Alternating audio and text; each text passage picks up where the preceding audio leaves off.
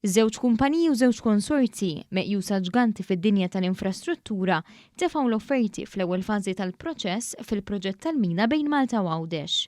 Din il-parti tal-proċess se twassal biex eventwalment tingħata l-konċessjoni għall-proġett u min joħodha se jiddiżinja, jibni, iħallas, jopera u jmantni l-proġett li b'mina ta' erbatax-il kilometru se jaqgħad b'mod permanenti liż-żewġ gżejjer.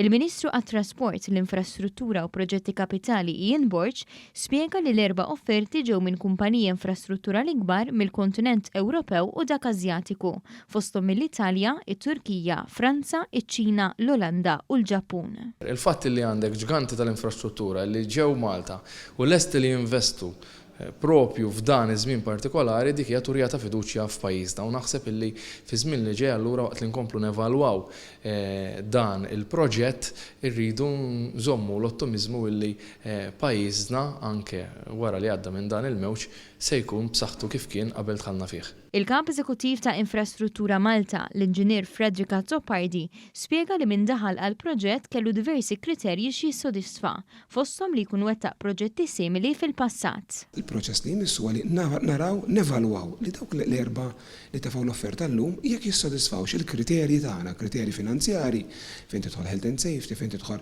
biex ngħidlek ambjent, l-ambjent kif jittrattaw l-ambjent, eċetera. Allura once li aħna mbagħad naraw li minn dawn l-erba jissodisfa dawn il-kriterji jimxi għat-tieni fażi. Fil-ġimgħat u x-xhur li ġejjin il-Kumitat tal-Evalwazzjoni se jkun qed jevalwa dawn l-erba' offerti mill-qrib.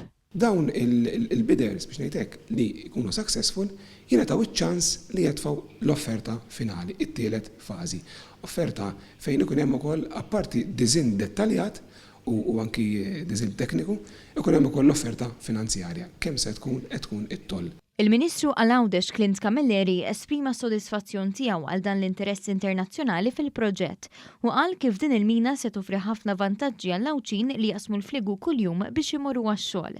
Qal li dan il-proġett se jkun l-akbar proġett infrastrutturali f'Malta u Għawdex u mistenni joffri sirħan il-moħħ lill-investituri li jridu jinvestu fil-gżira ta' Tliet Għoljiet. Għamilna passi ta' ġigant mill-diskors issa d-dajna l-fatti u propju qegħdin naraw kumpaniji internazzjonali minn diversi pajjiżi li huma interessati li biex ngħidu hekk jibnu dan it-tunnel u propju ħanissa nħarsu l-qudiem sabiex narawh isir fil-verità b'mod fatwali u l-ħolma ta' diversi Għawċin isir realtà.